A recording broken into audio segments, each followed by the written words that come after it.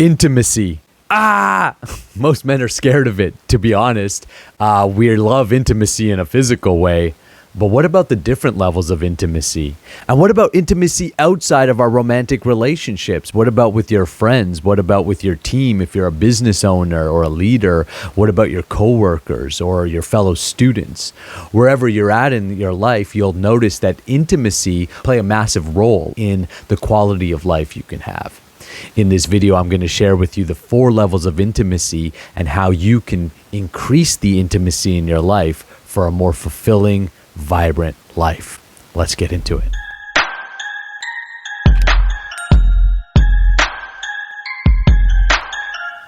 Hi, my name is Nakula and I help men master their S3X energy so they can become powerhouses both in and outside the bedroom and ultimately unleash their masculine leadership. Go to the link in the description below and take the free transmutation guide. It's a free video program I put together teaching you more about the process of transmutation and how it can be used to influence, to create impact, and ultimately up-level your entire existence. Intimacy is a scary word for many people because intimacy requires vulnerability. The reason why so many men struggle to be intimate other than on a physical level is because you actually have to be vulnerable. And vulnerability is one of the most scariest things on the planet. In fact, I'll ask you a question. What is the most scariest emotion on the planet? Do you know? Leave it in the comments below. I'm pausing for you to write. Happiness. Happiness is the most vulnerable emotion because happiness is when we feel great. And because most people don't feel great in their life, actually, we get chopped down a lot when we're happy or made fun of when we're happy. When we're happy, we're expressing ourselves, our real selves, our authentic selves. We're kind of like kids.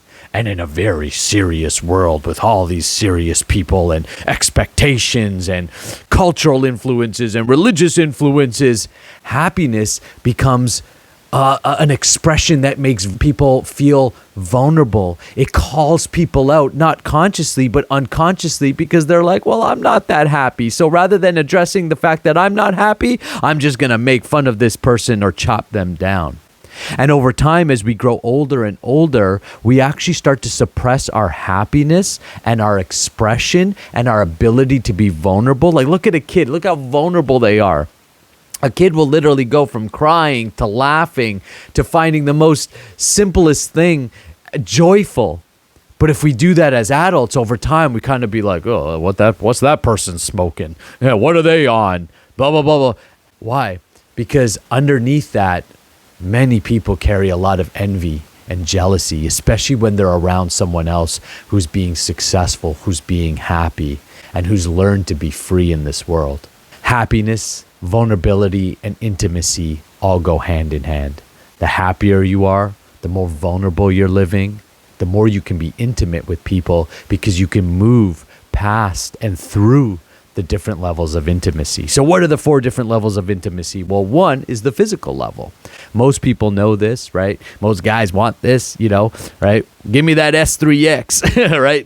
That's the first level of intimacy. And actually, I have another video called Celibacy and Marriage where I actually challenge you to take S3X out of your relationship or out of your marriage for a little while and see what's there. Is there a friendship? Is there commonality? Is there connection? Is there appreciation on the other levels of intimacy? Mental, emotional, and spiritual. So physical intimacy actually also improves when there's vulnerability. When you can be vulnerable, when you can be completely naked with your partner and be like, hey, this is who I am at a bodily level. Now, in a friendship, I'll tell you about intimacy in a physical way, how in many of our friendships, it's actually most of our friendships, if I would say, guess 90 to 95% of people's relationships, whether romantic or friendship level, or even at a business level, is simply at the physical level, even if there's no S3Xs. I'll give you an example. When I stopped smoking marijuana, some of my friends disappeared. That was it. See, that is friendship on a superficial or a physical level of intimacy. It is based upon a physical pleasure. It is based upon something. Ask yourself, do a check-in right now. Pause the video if you need to and say, If I was to stop drinking, stop smoking, stop going to that place, would those people still be my friends? It's not necessarily a bad thing to have friends just on that level, but sometimes we think friends are more than what they actually are. Because the moment you start improving your life, the moment you start cleaning up, the moment you start saying, hey, I no longer want to have those conversations, they go away, or they don't know how to interact with you, or they become envious or jealous of you. And then that shows up in nasty ways, gossip or whatever it is. You know, they'll say things. Actually, I was talking to one of my students coming through the Powerhouse Man training, and he's having a tremendous amount of transformation.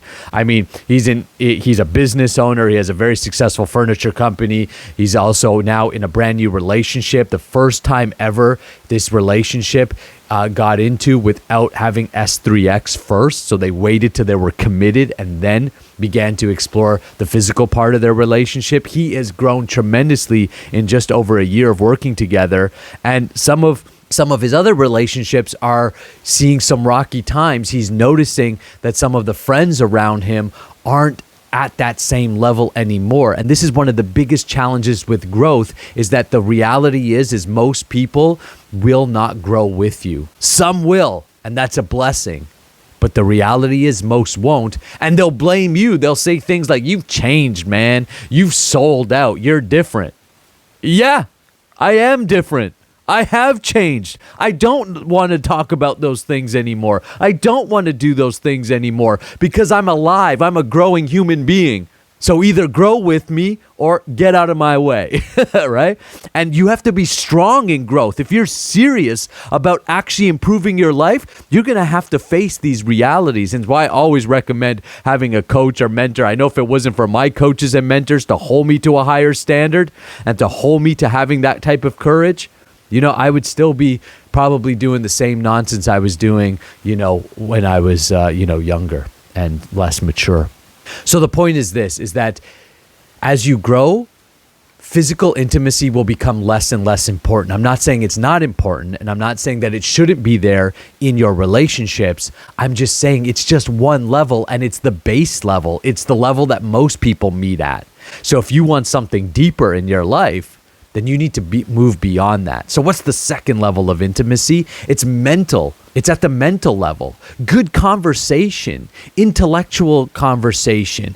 It's stimulating the mind, sharing differences of opinions and perspectives, sharing conversations that expand each other.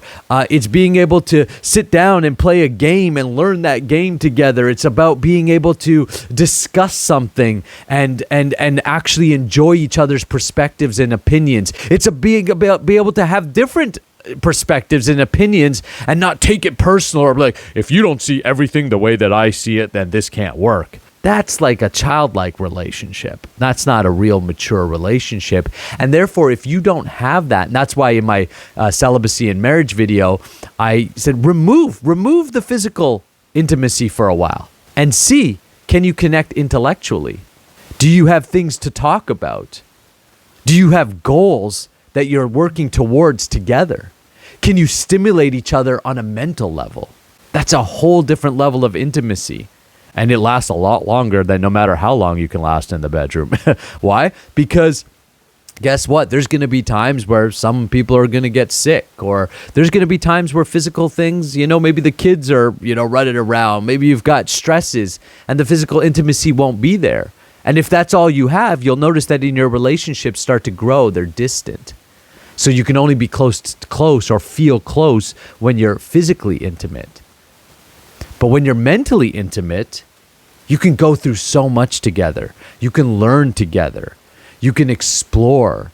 You can continuously expand that relationship because there is no limit to how much you can expand intimacy at the mental level.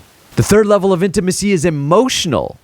Can you be emotionally vulnerable? Ooh, how many guys just cringed? Because it's tough. Because as a man, we're like, hey man, you got to be hard. You know, show emotion. Or we see showing emotion as a sign of weakness. But actually, to be vulnerable emotionally is a beautiful thing. It's a sign of confidence. It's a sign that you can get down and dirty on a level of like sadness, and that you can feel those emotions, but you don't necessarily hang on to them. I'm not talking about living sad and being a Debbie Downer. I'm talking about being intimate. If you're watching a sad movie, can you experience the sadness? Can you cry? Can you feel emotionally uplifted? Can you connect and have empathy for what someone's going through at an emotional level? When you can do this, then you have emotional intimacy. And this is where you can also speak on a romantic level about how you're feeling about something. A lot of men struggle to do this. And because you struggle to do this, your partner, your wife, doesn't feel, or your girlfriend doesn't feel connected to you emotionally. And by the way, if she doesn't feel connected to you emotionally, then the physical part of it will go down. There must be that intimacy. And then the last is spiritual. And in my opinion, if you get the spiritual part right, the rest of it will just naturally fall into place. The rest of it is almost insignificant to the spiritual. To me, once you have the spiritual part, the material stuff, it's nice. It's like a cherry on top, but it's really insignificant comparatively. So what is the spiritual part? Are you guys helping each other grow spiritually? Are you helping each other go through the journey of life to become better people? To up level, to hold yourself to higher standards, to know your values, to grow deep in your faith and understanding in God. Because beyond your relationship is our individual relationships with the divine, with God. And if you're helping each other in that journey, you're praying together, you're exploring spirituality together, you're discussing spiritual concepts and ideas, you're seeing how each other can support each other to grow inwardly. Well, now you're at the greatest level of intimacy because you also have to love. You see, love requires you to also let go because you recognize that actually the other person has an even more intimate relationship with God than they'll ever have with you. And it's scary because our ego wants to be like, I'm the center of your world. But actually, when you say to the other person, make God the center of your world and let's go on that journey together, now you guys are connecting at a spiritual level because God unites us all. God unifies us all. And in my opinion, you're connecting at a level of an eternal relationship. It goes far beyond the physical, far beyond this lifetime.